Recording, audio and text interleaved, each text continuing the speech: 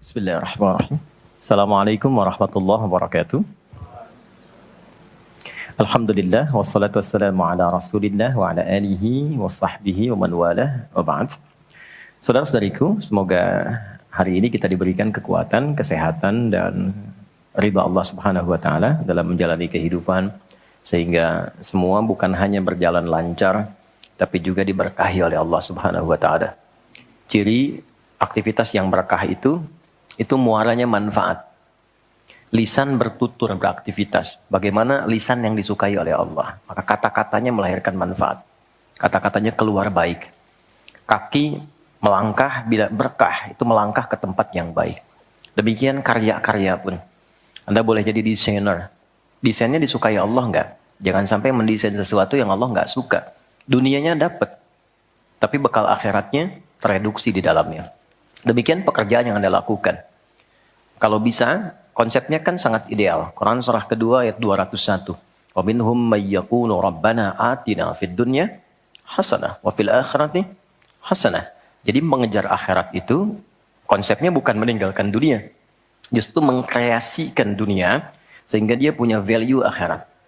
Kalau berniaga, silahkan sukses-suksesnya, sekaya-kayanya dan konversikan kekayaan itu untuk mencari bekal yang Allah sukai. Wujudnya bisa macam-macam. Dengan kedudukan setinggi-tingginya. Sehingga bisa membuat kebijakan-kebijakan yang Allah senangi. Dengan ilmu seluas-luasnya. Sehingga banyak manfaat yang kita niatkan sebagai ibadah karena Allah. Dan tenaga sebaik-baiknya. Mungkin ada yang di suara, mungkin ada yang di tangan, di kaki. Bilal kan cari surganya dengan suaranya. Dengan azan. Bukan dengan harta. Bilal ditawari jadi hakim agung sepeninggal Nabi. Setaraf ketua MA gitu ya. Itu ditolak oleh beliau dengan halus. Karena beliau passionnya memang menggunakan suara. Bukan menggunakan yang lainnya. Baik. Saya minta maaf dalam dua hal. Yang pertama, saya agak pilek hari ini. Karena memang beberapa kegiatan kemarin agak padat. Yang kedua, kita akan agak sedikit cepat. Karena kami ada agenda safar hari ini. Karena itu kita agak berbeda. Mungkin agak lebih cepat dan supaya waktunya lebih efektif. Seperti yang pernah kita sepakati bersama di bulan yang lalu, bahwa kajian kita akan terfokus pada pembahasan seputar sholat. Saya sudah buatkan kurikulumnya untuk sepanjang kajian ke depan, sehingga tahu apa yang mau dibahas, materinya sampai dengan waktunya. Mungkin nanti saya akan koordinasi dengan Mas Dimas atau dari musyawarah, kirimkan email. Saya nanti kirimkan baik dari materi pokoknya, schedule-nya apa yang mau dibahas di pekan keberapa, sampai dengan mungkin dasar PowerPoint-nya. Ada saya buatkan beberapa jadi PowerPoint. Baik, teman-teman sekalian, kenapa bahasan sholat menjadi penting? Ya, ini dulu. Dan menjadi bagian yang paling mendapatkan perhatian tinggi dalam Islam, baik di Al-Quran, ataupun di hadis-hadis Nabi Sallallahu Alaihi Wasallam. Semua Nabi itu menerima wahyunya di bumi. Rata-rata semua di bumi. Musa yang viral di Bukit Tur Sina, kan? Kemudian Isa alaihissalam di dekat pohon tin zaitun, wilayah Palestina. Demikian Nabi Daud dan seterusnya. Tapi untuk mendapatkan satu ibadah berupa salat khusus bagi Nabi Muhammad Sallallahu Alaihi Wasallam, tempatnya spesial. Inda sidratil muntaha, indaha jannatul ma'wa. Nerimanya langsung di dekat surga, di sidratil muntaha. Itu kan oleh-oleh yang Isra Mi'raj itu kan, mendapatkan sholat. Kalau Anda mau lacak referensinya, bisa ditemukan di hadis Muslim tentang peristiwa ini, yang akhirnya mendapatkan sholat. Subtopik yang nomor 1, kitab pertama, Kitabul Iman. Nomor 1. Subtopiknya nomor 74, Babul Isra di Rasulullah sallallahu alaihi wasallam ila samawati wa fadlis salat. Pembahasan tentang Isra'nya Nabi sallallahu alaihi wasallam sampai di langit dan mendapatkan keutamaan salat. Hadisnya nomor 162. Riwayatnya Imam Muslim. Imam Muslim menerima dari Syaiban bin Zarukh. Syaiban bin Zarukh menerima dari Hamad bin Salamah. Hamad bin Salamah menerima dari Thabit al-Bunani. Thabit al-Bunani menerima dari Anas bin Malik radhiyallahu taala anhu. Beliau menerima dari Nabi sallallahu alaihi wasallam. lengkap, rinci, peristiwa singkatnya mendapatkan sholat. Dan sholat menjadi pokok penentu amalan lain. Jadi kalau benar sholatnya, benar hajinya. Benar sholatnya, benar zakatnya. Benar sholatnya, benar interaksi dengan Qur'annya. Dan benar sholatnya, itu pasti baik hisabnya. Maka turun hadis spesifik yang banyak dihafal oleh para ahli hadis, jadi pegangan hidup sampai akhirat. Inna awwala ma yuhasabu bihi al-'abdu yawmal qiyamati as-shalah. Amal pertama yang akan dihisab di hari kiamat adalah salatnya. Idza salahat salaha sa'iru amali. Kalau baik-baik semua amalnya, indikasinya dari salat. Wa idza fasadat fasada sa'iru amali. Kalau salatnya enggak bagus, pasti ada pengaruh ke amalan lain. Dan itu sangat menentukan. Baik. Kenapa salat? Ada apa di balik salat? Dan bagaimana cara salat yang benar yang melahirkan perubahan pada kehidupan? Itu yang coba kita turunkan sampai-sampai di bulan Ramadan pun ibadah pokoknya salat. Ya kan? Ibadah pokoknya salat loh. Sampai Nabi mengatakan, "Man qama Ramadhana imanan wa ihtisaban, ghufira lahu ma taqaddama min dzambi." Spesial untuk Ramadan, orang yang salatnya benar khusus di Ramadan, di malam harinya yang kita kenal dengan tarawih, kalau benar salatnya dan ada getaran pada jiwanya, lalu dia berdoa spesifik, maka yang pertama Allah berikan mengampuni semua dosa yang pernah ia kerjakan selama hidupnya. Nah, itu nggak main-main. Artinya merubah dia menjadi lebih baik. Itu salat. Karena itu kenapa ada tambahan di Ramadan spesifik untuk meningkatkan salat tarawih. Berarti ada sesuatu yang sangat penting. Yuk kita mulai. Pertama kita akan bahas dari segi nama. Dan kedua, kita akan bahas dari segi fungsi atau hikmah atau manfaat. Baru kemudian yang ketiga, kita masuk kepada persoalan teknis penunaiannya. Baik bacaan, cara, makna. Kita belajar dari mulai menunaikan, bacaannya apa, maksud dari itu apa. Ya. Baik, kita mulai cepat. Salat. Apa itu salat? Doa. Apalagi? Kenapa doa disebut salat? Kenapa nggak disebut doa aja? Apa itu salat? Doa. Apa itu doa? Salat. Oke, yuk kita urutkan dari segi katanya dulu. As-salah, kurang lebih begini. Nanti ada versinya, ada yang pakai waw, itu ujungnya nanti kembali ke alif. Ini ya. Teman-teman, salat itu seakar dengan kata silah. Silatun. Seakar verbnya, kata kerjanya dengan kata wassala. Wusul. Silah dalam bahasa Arab artinya sesuatu yang terhubung kuat sehingga dengan erat dan kuatnya ini sulit dilepaskan.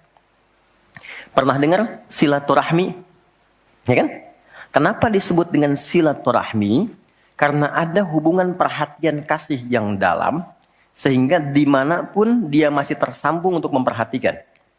Jadi silaturahmi itu bukan begini, bukan Anda kumpul menyapa di teman yang hadir. Itu bukan silaturahim. Anda menyapa orangnya ada, wajar, orangnya masih ada. Tapi ketika Anda pulang, Anda mendoakan dan support pada kebaikan, itulah silah namanya. Nah, hubungan yang melatih kita supaya terus terhubung dengan Allah, sehingga tak terpisahkan pengawasan Allah kepada kita, perlindungan Allah kepada kita, pemberian Allah kepada kita di setiap waktu dan tempat dimanapun, itu dinamakan dengan sholat namanya. Karena itu, ciri keberhasilan orang yang sholat, yang pertama kali dapatkan, adanya konektivitas dengan Allah. Sampai dia koneksinya ke Allah. Karena itu disebut wusul. Kenapa secara fikih dinamakan dengan doa? Karena saat berdoa kan terkoneksi dengan Allah. Ya kan? Nah, doa yang terkoneksi secara formal kepada Allah itu disebut dengan sholat. Quran surah keempat, dalilnya An-Nisa ayat 103. Quran surah 4 ayat 103. Paling kanan agak sedikit ke atas tuh di mushaf standar. Fa'idha qadaitumus salata. Maka jika Anda telah tuntas mengerjakan salat, fadhkurullaha. Maka cirinya, dia akan cepat terkoneksi kepada Allah. Itu pengertian hikmahnya. Kalau pengertian fikihnya, habis salat cepat zikir. Zikir itu artinya terkoneksi, nyambung. Kenapa setelah sholat ada zikir lagi yang menyambungkan? Karena ada orang yang sejak saat sholat belum nyambung dengan Allah. Itulah sebabnya nanti kita akan belajar. Masih merasakan nggak? Pernah nggak begini? Sebelum sholat mau fokus nih. Tapi begitu takbir, Allahu Akbar. Yang akbar di lisan Allah. Tapi yang akbar di pikiran, project. Ya, status belum diupdate. Nyimpan sendal di mana? Jemuran belum diangkat. Ya kan? Ya, pernah nggak suasana itu hadir? Nah kan, nanti kita akan belajar. Nah, kalau akumulasi semua ingatan itu mengganggu khusyuk kita sehingga kadar khusyuknya kecil dan belum terkoneksi dengan Allah setelah sholat, maka coba zikir sampai nyambung. Idealnya ketika sholat selesai, itu punya konektivitas dengan Allah nyambung. Ingat Allah. Qiyaman. Baru dia berdiri jalan sudah ingat Allah. Makanya kalau ada orang keluar dari masjid dan dia nyambung dengan Allah, itu mustahil tertukar sendal. Oke? Karena saat dia pakai, dia merasa diawasi Allah. Ya Allah salah, bukan punya saya. Yang saya yang itu rupanya dia pakai, padahal dia ke masjid nggak pakai sendal. Ini memang ada yang salah dengan sholatnya. Oke? Balik ke sini. Maka kalau dia berjalan jalannya baik, kalau dia duduk bekerjanya baik, gak mungkin maksiat, gak mungkin menyentuh yang salah karena saat dia menyentuh dia merasa dilihat Allah. Itu yang disebut dengan ihsan namanya. Di orang yang punya koneksi dengan Allahnya kuat, itu akan mudah menjalani kehidupan. Anda punya koneksi dengan teman-teman yang punya kedudukan tertentu, aksesnya mudah kan? Anda punya koneksi dengan Allah, apa yang sulit bagi Allah? Masalah dikecilin, bukan gak dapat masalah. Masalahnya sama, bagi orang lain besar, bagi si fulan kok ringan. Karena sebelum mendapatinya, akses dia ke Allah tinggi, Allah ringankan untuk diterima di hatinya. Dilapangkan hatinya sebelum menerima persoalannya. Jadi ketika menerima persoalan, dia tinggal senyum aja, selesai. Macet, yang lain gelisah. Alhamdulillah macet. Bisa hafalan dulu, bisa baca dulu, bisa mengerjakan yang lain dulu. Ini semua dibaca dengan nyaman karena konektivitas yang tinggi dengan Tuhan. Jadi ternyata ketika diminta menunaikan ibadah salat, ada hal yang sangat besar yang Allah ingin berikan kepada kita semua. Saya ingin tanya teman-teman, berapa waktu yang Allah mintakan kepada kita untuk menunaikan salat? Berapa? Tiap hari kita kerjakan. 5 kan? 5 kan? Nomor koneksi dengan Allah. Masih ingat nomornya? 24434 klik. Naik. 2 subuh, 4 duhur, 4 asar, 3 maghrib, 4 isya kan? Ayo bikin status. Ya kan? 5 waktu kan? 5 waktu kan? Kenapa 5 waktu? Salah satunya, karena di dalam Quran diisyaratkan orang yang benar salatnya, sesuai yang dengan yang diajarkan Nabi, sesuai yang diisyaratkan Quran, akan mendapatkan 5 kemuliaan dalam hidupnya yang tidak didapatkan oleh orang yang tidak sholat.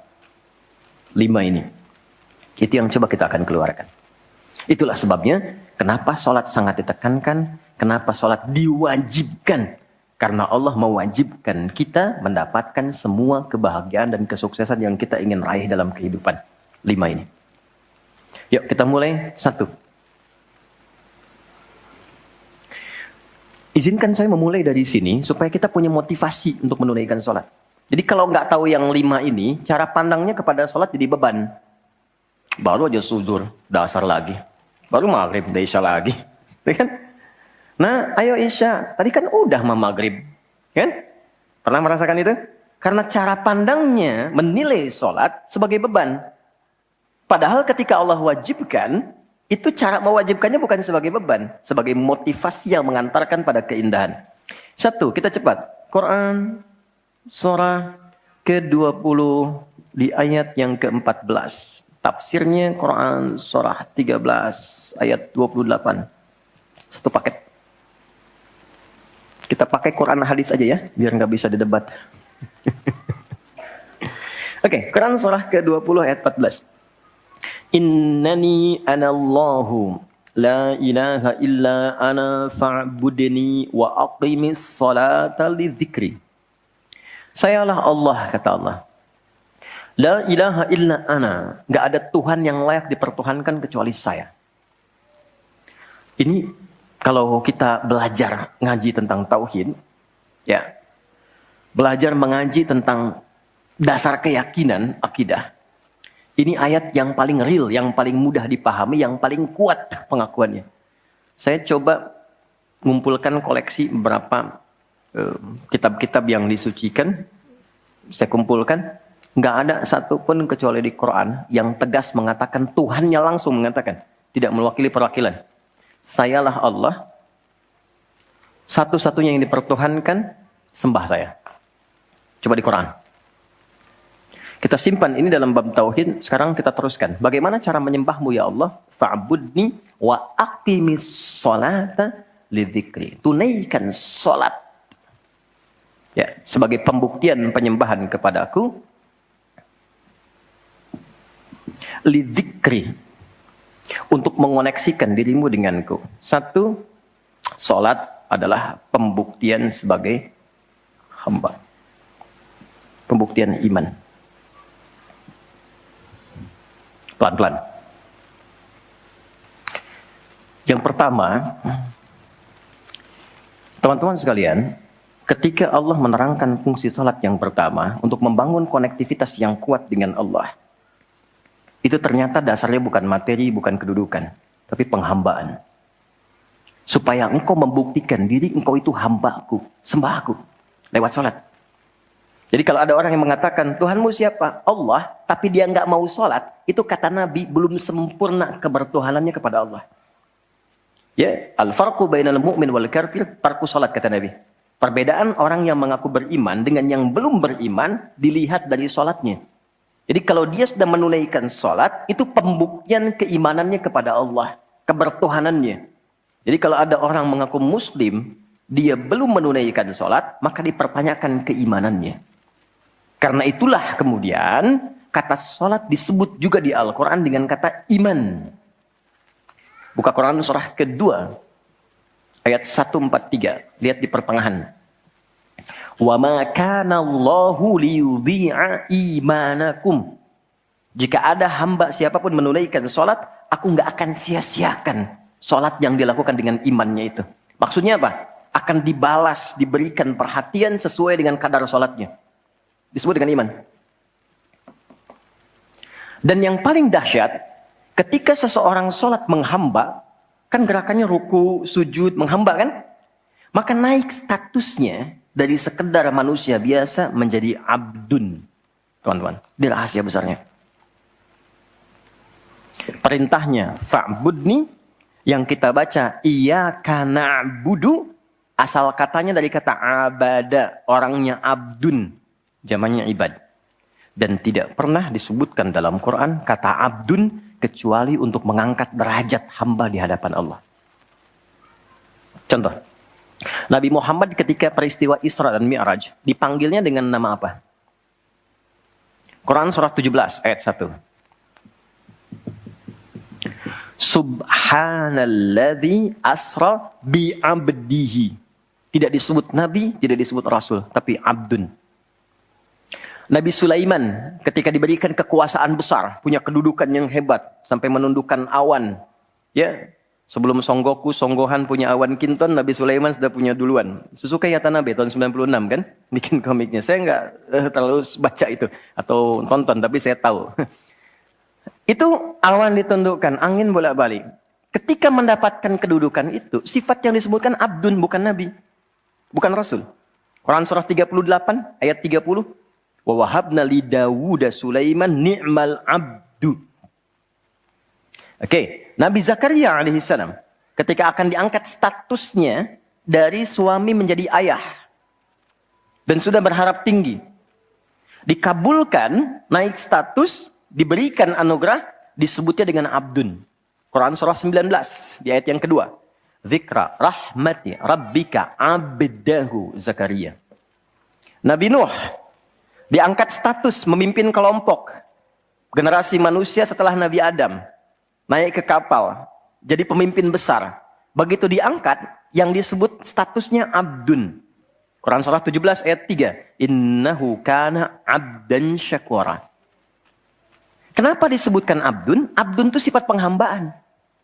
Semakin tinggi ibadahnya, semakin tinggi pendekatannya ke Allah, semakin diangkat. Jadi dengan Allah itu karena Allah Khalik, kita makhluk. Laisa kamitslihi syai', enggak sama sifatnya. Jadi kalau ke Allah itu jangan terlalu ngangkat. Kalau tinggi direndahkan, kalau rendah ditinggikan. Karena itu kenapa saat sholat kita merendah supaya ditinggikan. Itu poinnya. Jelas ya?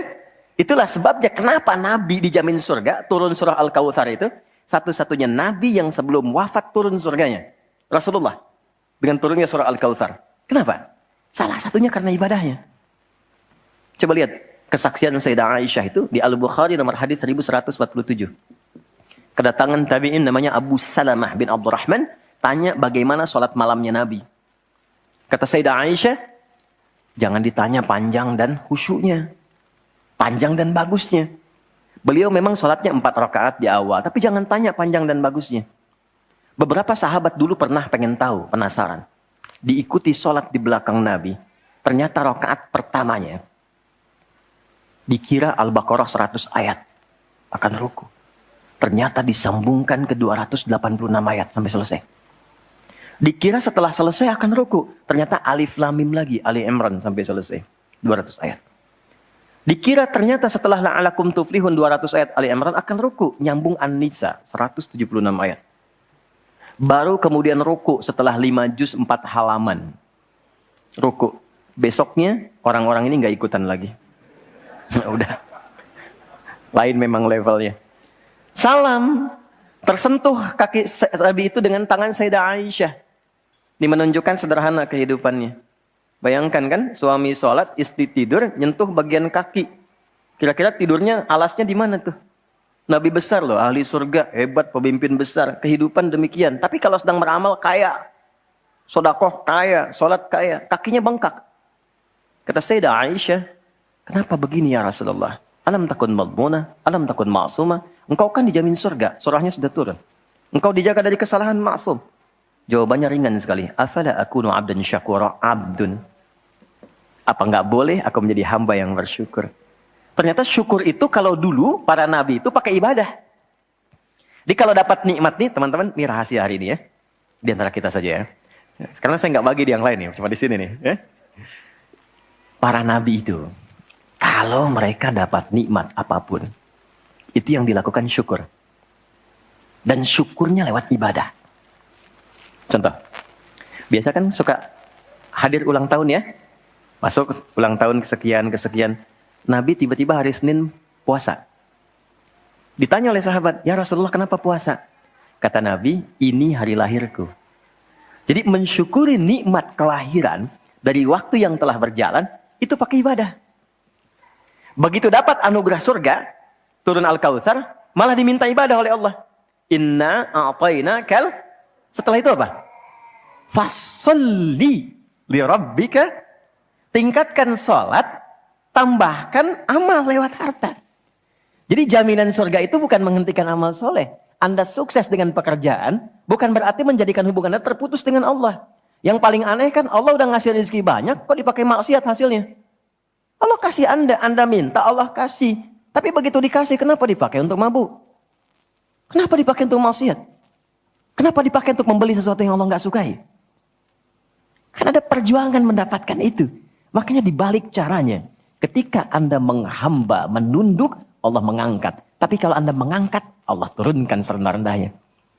Ini rumus pertama. Jadi ternyata ketika kita diminta menghamba dalam sholat, itu adalah jembatan pertama bagi Allah untuk mengangkat kita dengan derajat tertinggi. Paham? Oke, satu. Jadi kalau ke anak-anak begini kalau tanya, Mah kenapa sih harus sholat? Supaya kamu jadi hebat. Gitu. Kok bisa? Lihat Umar. Sebelum sholat, orang biasa. kerjanya begini, cuman jalan-jalan, mabuk dan sebagainya. Tapi setelah sholat, dia jadi pemimpin yang sangat hebat. Dia hafal sekian bahasa. Dia dirikan sekolah-sekolah. Pemikirannya hebat, tangguh orangnya. Di mana-mana dikagumi. Itu. Kalau ada karyawan Anda bertanya, kenapa Pak harus sholat? Supaya kita makin sukses proyeknya. Makin banyak omsetnya. Coba lihat Abdurrahman bin Auf. Bukankah sebelum dia sholat dia kaya tapi biasa, malah hilang kekayaannya. Tapi setelah dia sholat dan dia praktekkan makna-makna dalam sholat, meningkat level kekayaannya sampai yang ketiga tertinggi. Dari kaya, kaya banget, kebangetan kayanya. Tuh, kapaknya terbuat dari emas kan? Abdurrahman bin Auf. Itu setelah sholat. Itu viral sekali kisahnya. Ya, jadi ini bagian pertama. Jadi ketika ada panggilan hayya 'alas shalah, atau sejak Allahu Akbar, rasakan panggilan itu ingin mengangkat derajat kita.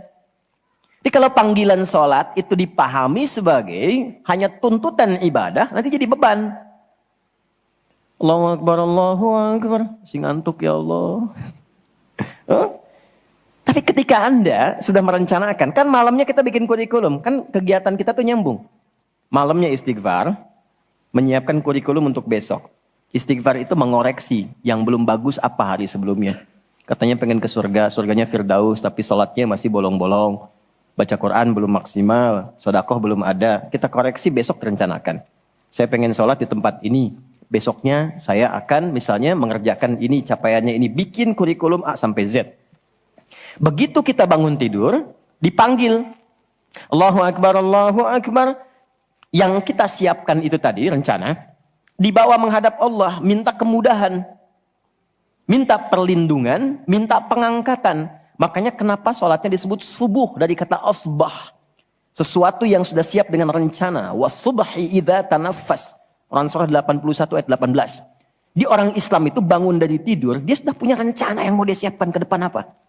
Jadi nggak ada ceritanya ke depan bingung. Jam 7 mau kerjakan apa, 9 ada di mana. Rencana itu dibawa menghadap Allah. Dalam sholatlah kita mintakan kemudahan. Itulah pengantar, pengangkat derajat. Jadi ketika azan berbunyi kalimatnya Allahu Akbar. Ini peluang saya. Jelas? Halo, jelas? Alhamdulillah. 2, masih di sini. 2. Wa aqimis salata lidzikri, tunaikan salat untuk mengingatku. Apa manfaat zikir? Apa manfaat zikir? Kembali ke Quran surah 13 ayat 28. Ala bidzikrillahi tatmainnul qulub. Yakin, ala itu harful ikhbar wa taukid. Huruf yang berfungsi menginformasikan dan menegaskan. Kata Allah, yakinkan pada jiwamu. Semakin banyak engkau berzikir, dampaknya semakin tenang hatimu. Jadi kalau sedang gelisah, zikir, bukan update status. Ingat ya? Karena mengupdate status, mencurahkan pada media sosial, tidak menghilangkan kegelisahan. Dan tidak menyelesaikan masalah. Bintaro macet ya. Apa dengan dibuat macet selesai? Tidak. Nggak nyangka ya dia seperti itu. Nyangka. Ketika ada orang mengatakan nggak nyangka, sedang nyangka dia tuh. Dan tidak selesai masalahnya. Apa kata Quran? Jika Anda sedang gelisah, optimalkan zikir. Apa itu zikir? Semua jenis kegiatan yang menyambungkan kita dengan Allah. Misal, doa. Doa itu di Quran disebut zikir. Quran surah 7 ayat 205. Wadhkur rabbaka fi nafsika tadarruan wa khifatan wa dunal jahri minal qaul. Kalau Anda sedang gelisah banyak persoalan, alih-alih mengeluh, angkat tanganmu minta kepadaku. Bukankah saat berdoa menjadi semakin tenang? Solusi belum datang, tapi hati lebih tenang kan? Dan jiwa yang tenang, itu melahirkan pemikiran yang gemilang. Hasil yang cemerlang. Jadi begitu kita lebih tenang, lebih mudah menanti solusi. Anak belum pulang, doa. Besok ada ujian, doa. Ada proyek mau dilakukan, kita gelisah, doa. Itu fitrah.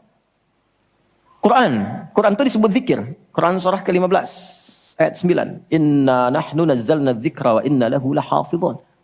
Kalau sedang gelisah, masalahnya kompleks, ambil wudhu, ambil mushaf, buka. Itu baru pegang mushaf, baru buka. Dampaknya ke hati itu kuat. Begitu Anda baca dengan suasana yang tenang, nyaman ke jiwa. Yang paling dahsyat kadang-kadang dibuka mushafnya, acak keluar ayatnya sesuai dengan masalah kita. Tuh. Itu Quran. Ya. Apalagi kalimat thayyibah. Subhanallah, alhamdulillah, Allahu akbar, masya Allah, astagfirullah. Itu zikir. Quran surah 4 ayat 103. Fa idza qadaytumus salata fadhkurullaha. Makanya ketika Anda mendapatkan nikmat, alhamdulillah, hati lebih tenang. Tidak menggunakan nikmat dengan hal-hal yang tidak positif. Ada sesuatu, astagfirullah. Ada keluhan, ya Allah. Lebih tenang. Akumulasi semua bentuk zikir itu ada dalam salat. Di salat ada subhanallah? Ada. Ya. Di salat ada alhamdulillah? Ada. Di salat ada Allahu akbar? Dibuka dengan takbir. Di salat ada Quran? Ada. Al-Fatihah, Quran. Kita salat baca Quran. Apa lagi? Apakah di salat kita kemudian membaca kalimat thayyibah? Baca. Berdoa? Iya, isinya semua doa. Maka ketika semua jenis zikir dikumpulkan, itu berubah menjadi salat. Dan kalau satu zikir saja membuat tenang, apalagi salat. Makanya salat itu jangankan ibadahnya, tempatnya saja bikin tenang. Coba teman-teman, ikhwan ya. Anda ada masalah nih di kantor, mampir ke masjid. Itu buka pintu masjid baru masuk, udah tenang. Enak. Makanya saya sering katakan, sering share dengan beberapa kawan.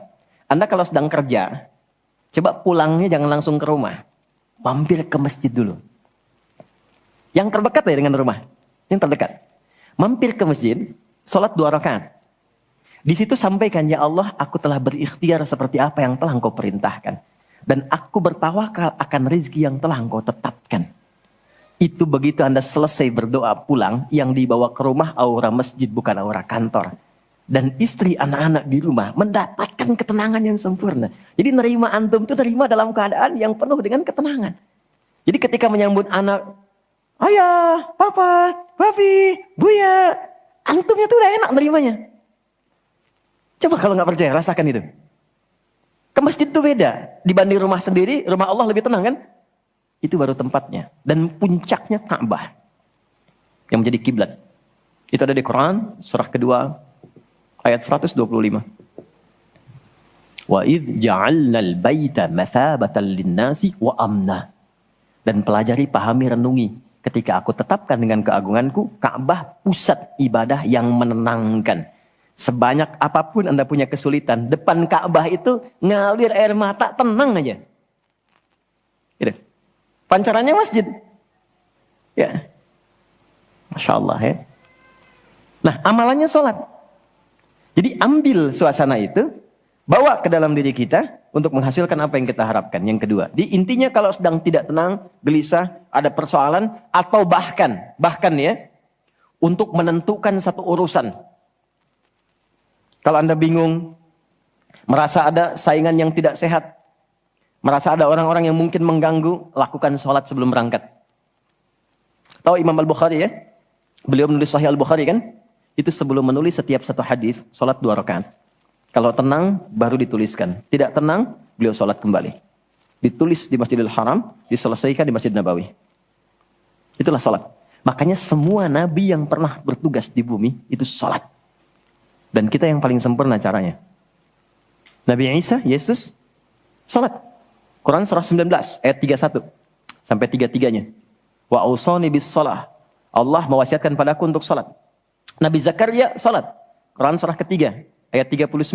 Fanadatul malaikatu wa huwa qa'imun yusalli fil mihrab. Sholat. Nabi Ismail, kakek Nabi ke-29, bahkan meminta keluarganya disiplin sholat. Quran surah 19, Maryam, ayat 55. Wa kana ya'muru ahlahu bis shalah.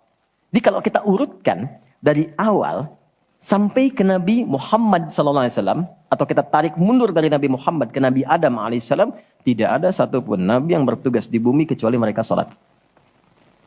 Muhammad SAW bin Abdullah bin Abdul Muttalib bin Hashim bin Abdul Manaf bin Qusay bin Murrah bin Kilab bin Ka'ab bin Ghalib bin Fihir bin Malik bin Nadar bin Kinana bin Khuzaimah bin Mudrika bin Ilyas bin Nizar bin Mudar bin Ma'ad bin Adnan bin Adi bin Adri bin Muqawwam bin Nahur bin Ya'rab bin Yasjub bin Ismail alaihissalam bin Nabit bin Ismail alaihissalam bin Ibrahim alaihissalam bin Adhar bin Nahur bin Abir bin Kinan bin Arfakhshad bin Sam bin Nuh alaihissalam bin Mihlail bin Matushala bin Kinan bin Anwas bin Tith bin Adam alaihissalam. Semua tersambung. Ayo ulangi. Semua sholat. Oke? 3. Quran surah 29 ayat 45. Salat bila dikerjakan dengan benar akan merubah pelakunya menjadi lebih baik. Secara singkatnya, salat mendidik kita menjadi pribadi yang baik.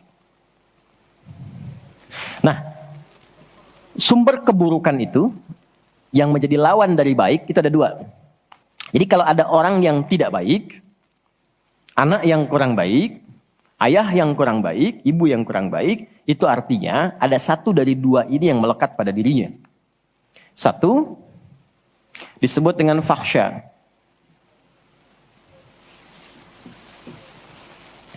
Keburukan yang bersumber dari syahwat. Maaf, kata-kata kotor, jorok, zina, LGBT, pornografi, porno aksi, dan semisalnya. Itu fahsya. Jadi nggak mungkin orang sholat, kata-katanya jorok. Perilakunya menyimpang. Nggak mungkin. Karena sholat mencegah itu. Atau mungkar, maaf, keburukan yang bersumber dari nafsu perut dan akal. Mencuri, korupsi, mencela, berdusta, membunuh, merampok, menyakiti, dan semisalnya. Itu mungkar. Makanya ketika seseorang berbuat itu hatinya mengingkari. Itu disebut mungkar. Hatinya mengingkari. Maka orang sholat pasti bila sholatnya benar. Karena dia tersambung dengan Allah. Fahsya dan mungkarnya tertekan. Yang muncul jiwa baiknya, jiwa takwanya. Ketika yang muncul kebaikannya, yang buruknya ditekan. Maka yang keluar dari semua bagian tubuhnya semuanya perilaku baik. Itulah sebabnya ketika Allah berfirman tentang hal ini, disampaikan di Quran surah 29 ayat 45. Inna sholata tanha anil fahsya wal munkar. Mengujinya gampang. Kita uji dengan sejarah pendekatannya. Semua masyarakat di era Nabi, itu kan sebelum masuk Islam perilakunya itu sangat menyimpang. Tidak kenal kebaikan. Tak kenal kebaikan itu jahlun namanya. Orangnya jahil. Kalau disatukan jadi jahiliyah. Gak kenal kebaikan. Ya, maaf, yang mencuri banyak, zina khatam. Ya, perilaku menyimpang banyak. Disebutnya jahiliyah. Tapi ketika datang risalah Islam, yang diajarkan pertama salat. Salat merubah mereka dari jahiliyah menjadi khairu ummah. Kalau ada yang paling jujur itu, yang paling dermawan itu, yang paling baik itu, paling disiplin itu. Kok bisa salat ditunaikan bisa merubah seseorang jadi lebih baik? Ada sesuatu dalam salatnya. Itu yang nanti kita akan pelajari. Itulah sebabnya kenapa anak-anak dari kecil usia 7 tahun khususnya yang diajarkan sholat. Masih ingat hadisnya? Ya, saat anak berusia 7 tahun ajarkan sholat. 10 tahun dia masih malas, beri pelajaran yang membuat dia mengerti. Bukan berarti harus memukul ya. Kalau di Arab adatnya begitu, itu biasa. Doroba itu memberi pelajaran maksudnya. Kurangi uang jajannya, berikan pelajaran yang baik kepada dia supaya mengerti kenapa mesti sholat. Kenapa dari usia 7 tahun? Supaya anak itu tumbuh jadi baik. Itu maksudnya. Cuma anak sekarang advance. Gen Z yang sekarang itu sebelum sholatnya sempurna, TK sudah manasik ya. Enggak apa-apa sih, cuma ini maksimal dulu yang kedua ya. Oke, 4, saya cepat karena waktu kita terbatas. 4. Sholat bila dikabulkan, bila dilakukan dengan benar. Saya ulangi, sholat bila dilakukan dengan benar. Sesuai isyarat petunjuk Al-Quran dan contoh yang disampaikan Nabi, maka bisa mempercepat terkabulnya doa. Oke? Mempercepat terkabulnya doa. Itulah kenapa secara bahasa sholat disebut doa. Kalau benar mengoneksikan diri kita dengan Allah sang pengabul doa, koneksinya cepat, sinyalnya kuat, itu nggak ada sekat, menggoncang aras, langsung dikabulkan. Dan nggak ada jeda. Oke, Quran langsung, surah ketiga, ayat 38 sampai 39. Surah 3 Ali Imran, ayat 38 sampai 39. Kita belajar dari kisahnya Nabi Zakaria alaihi salam. Contoh kecil sekali. Secara singkat sudah berumah tangga, sudah sekian lama, rambut sudah memutih, fisiknya sudah letih, itu dilukiskan di surah Maryam nanti, ayat 1-9 kita dapati. Istri divonis secara medis, nggak mungkin punya keturunan. Secara medis loh, sudah menopause dan maaf, mandul. Secara medis nggak mungkin, secara klinis nggak mungkin. Tapi ini yang paling hebat. Jika manusia, catat ini baik-baik ya, jika manusia sudah menyimpulkan nggak bisa, itu tanda langsung dari Allah supaya menengadahkan permohonan langsung kepada Allah tanpa campur tangan makhluk. Karena Allah ingin mengabulkan apa yang Anda minta secara langsung, bukan lewat campur tangan makhluk. Baca itu. Dan pahami untuk tidak putus ikhtiar. Jadi kalau rahmat Allah itu jangan dibawa dengan putus asa. La taqnatu min rahmatillah. Jangan pernah putus asa. Jadi jangan ada bahasa begini, ya nggak mungkin, ya nggak bisa. Jangan diambil. Begitu orang mengatakan nggak mungkin, itu tanda dari Allah. Allah ingin memberikan langsung tanpa campur tangan manusia. Maka apa yang dilakukan Nabi Zakaria? Beliau kemudian sholat di mihrabnya Maryam. Ini saya sedikit bahas tentang mihrab, sedikit saja. Quran surah 3 dulu, di ayat 37. Di paling kiri sebelah bawah, pojok di mushaf standar. Secara singkat saja, mihrab itu satu tempat yang fungsinya mempercepat terkabulnya doa dan mendatangkan rezeki dari sisi yang tidak diduga. Awas, kita bicara keimanan ya. Dan di situ dipertaruhkan. Mihrab ini tidak harus lebar dan luas. Sehamparan sejadah nggak ada masalah. Yang penting kita gunakan untuk ibadah saja. Di luar ibadah keluar. Itulah kenapa tempat imam disebut mihrab. Kenapa? Karena imam mewakili makmum untuk memohon kepada Allah dalam sholat berdoa. Makanya kualifikasi imam mesti khusus, bukan imam biasa. Baik. Kemudian, tidak harus di masjid, di rumah boleh dibikin. Maryam pernah dibuatkan mihrab. Saat beliau mengkhususkan diri ibadah, di situ apa yang terjadi? Fataqabbalaha rabbuha biqabulin hasanin wa ambataha nabatan hasanan wa kaffalaha Zakaria. Kullama dakhala 'alayha Zakaria al-mihrab wajada 'indaha rizqa. Qala ya Maryam anna laki hadha? Qalat huwa min 'indillah. Innallaha yarzuqu man yasha' bighairi hisab. Ini poinnya. Setiap Nabi Zakaria mengantarkan kebutuhan Maryam, pakaiannya, makanannya, kebutuhannya, itu sudah ada.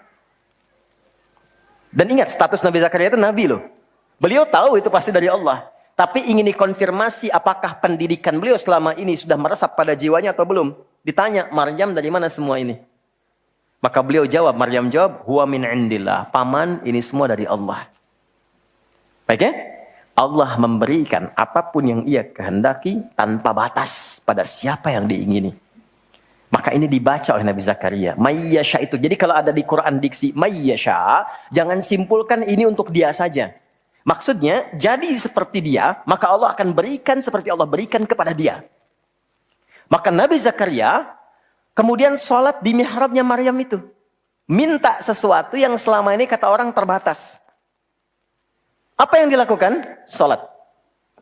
Dalam sholatnya minta. Perhatikan cara mintanya. Satu, menyebut nama Allah sesuai kebutuhan. Jadi Allah bentangkan semua nama terkait semua kebutuhan kita. Anda butuh rizki, sebut ya Razak. Anda butuh ilmu, sebut ya Alim. Ya kan? Anda butuh ketahanan mental diri, sebut ya Sabr. Itu 99 tersebar. Itu rumusnya di Quran surah ke-17 ayat 110. Quran surah 17 Al-Isra ayat 110. Qul id'ullaha awid'ur rahman. Ayyamma tada'u falahul asma'ul husna. Kalau Anda punya persoalan, segera curhatkan kepada Allah, minta, berdoa. Sebut ya Allah yang standar, atau ya Rahman, naik sedikit, atau pilih nama yang sesuai kebutuhan kita. Jadi nggak harus semua disebut, takutnya nggak butuh dikasih. Ya Allah ya Sabar, nggak pengen punya masalah, turun masalah kan? Nah, Nabi Zakaria divonis ada keterbatasan, nggak mungkin diberi. Maka beliau meminta dengan nama Allah yang memberi tanpa batas. Dalam bahasa Arab disebut dengan Wahhab, pemberi tanpa batas.